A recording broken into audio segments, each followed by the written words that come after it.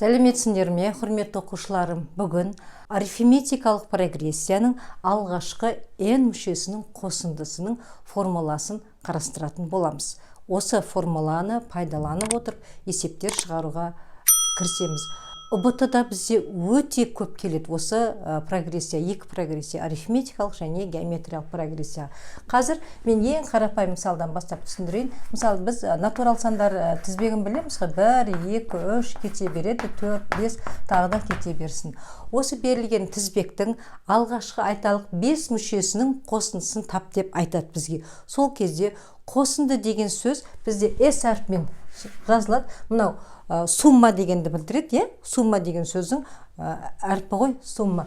Яғни, сумма деген сөзден алынған бірінші әрпі осыны қосынды, S деп белгілейміз, және алғашқы неше мүшесі, алғашқы 5 мүшесі болса, онда 1-ден 5-ке дейінгі сандар. Демек 1, қосу 2, қосу 3, қосу 4, қосу 5 деген бізде білдіреді. Демек, ал қосайық. 2-ге 3-ті қоссақ 5 болады, 5-ге 5-ті қоссақ 10, 1-ге 4-ті қоссақ 5, сонда барлығы бізде болады екен 15. Демек, алғашқы 5 мүшесінің қосындысы бізде 15-ке тең екен. Енді берілген тізбек бұндай өте жеңіл түрде болмайды ғой бізде. Әртүрлі тізбектер кездеседі арифметикалық прогрессияда. Сол берілген тізбектің алғашқы 20 мүшесінің, алғашқы 50 мүшесінің қосындысын тап дейді. Оны біз бұлай тізбектеп қосып отыруымыз мүмкін емес. Сондықтан осы арифметикалық прогрессияның алғашқы n мүшесіне арналған мынандай формуланы мен беремін. Екі формула жазамыз. Бірінші Sn, алғашқы n мүшесінің формуласы. Бірінші мүшесі мен соңғы мүшесі берілсе, яғни A1 берілсе, және ең соңғы AN берілсе, онда бірінші мүше мен соңғы мүшені қосып 2-ге бөледі және көбейтеді. Мына жердегі n нешінші мүшені көрсетіп тұр, алғашқы неше мүшесін көрсетіп тұр, соған көбейтеді. Екінші формула бұл осыдан келіп шығады. Яғни AN-нің орнына формула бойынша AN бізде тең A1 плюс n минус 1 d формуласы. Осы формула бойынша қойған кезде Sn-нің екінші формуласы шығады. Мұна A1-ге A1 қосылады да 2A1 плюс n минус 1 d бөлінген 2 көбейтілген n деп қалғандары жазылады. Яғни бұдан не көріп отырмыз? Бірінші формула бойынша, бірінші, екінші деп қояйық. Бірінші және екінші формула бойынша, бірінші формулада бірінші және соңғы мүшесі берілсе, онда алғашқы неше мүшені сұрап тұр қосындысын, соны бірден есептей беруге болады. Ал егер бірінші мүшемен d айырма берілсе, онда оны мына екінші формуламен табамыз. Қазір осы формулаларды пайдаланып есептер шығарып көрсетемін.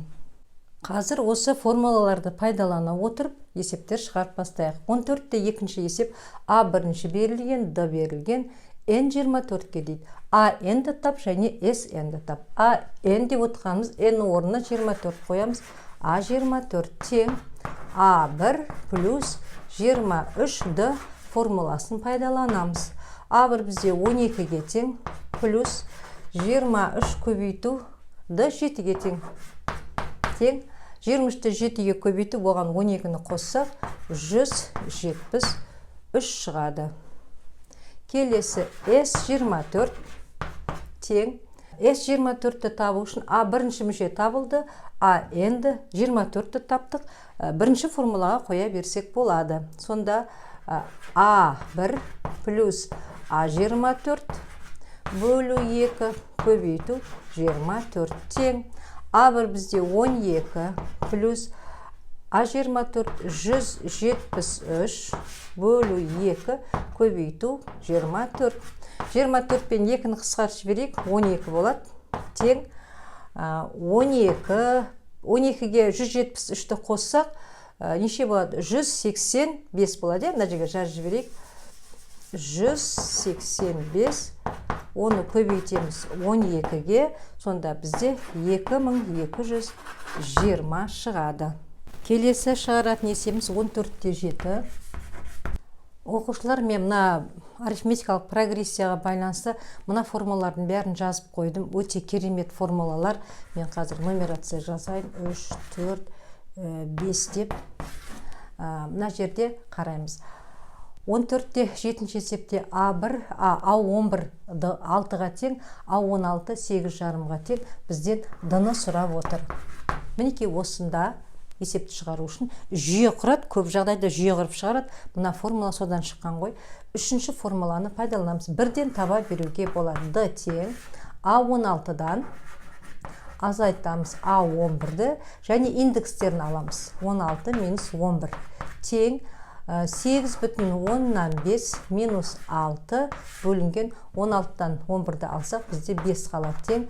8,5-тен 6-ны алсақ, 2,5 бөлеміз 5-ке тең 0,5. Демек, d тең болды 0,5-ке. Есеп оңай тез шықты. Яғни бізде формула білсек, арифметикалық прогрессия қолдарында ұстамайды балалар.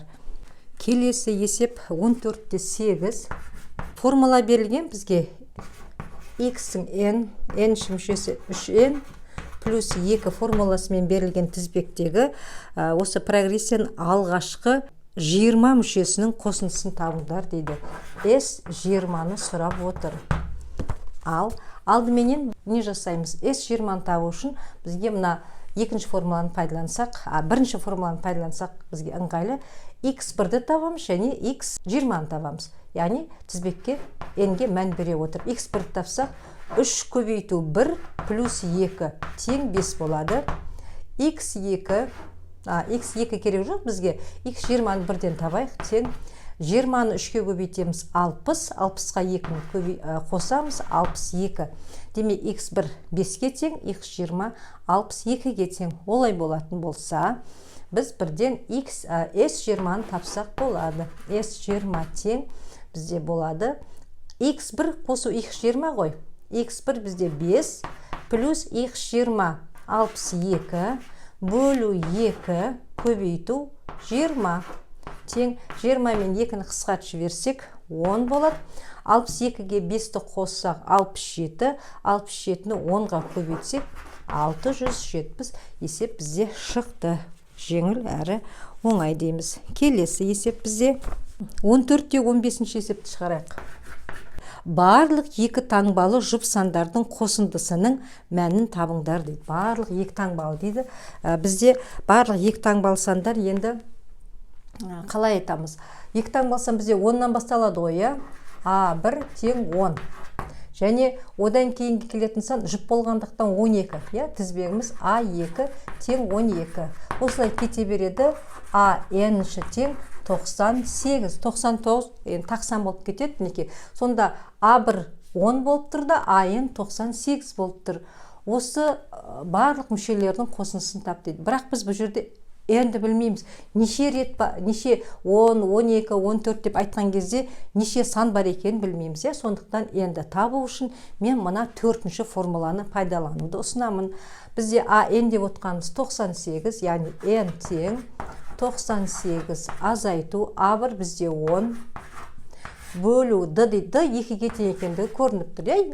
2-ге және қосамыз 1-ді тең 98-ден 10 алсақ 88 болады бізде.